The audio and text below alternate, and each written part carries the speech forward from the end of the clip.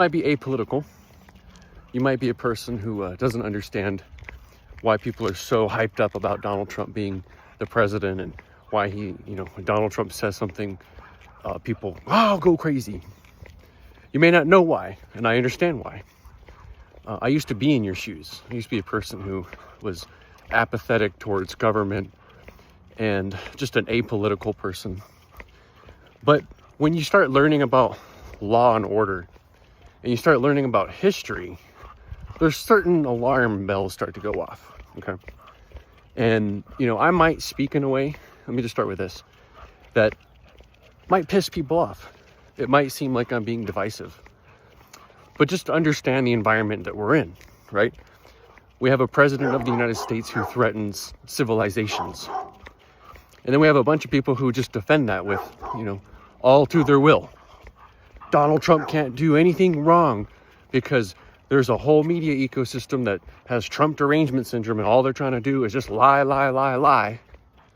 That makes zero sense considering the amount of people who have free speech and all the little amount of news and organizations that just pipe up Trump because most of Americans are confused. A lot of people don't know what's true. Most of the time when I talk politics with people, they always go, you don't know who to trust. You don't know what's true. Well, of course not, when you only focus on one piece of the pie. And in America, we have free speech, right? I've said that. You know that. So why would you only focus on one aspect of the news, or ignore ignore thousands of people's voices and just focus on 2 or 3 people? Why would you do that?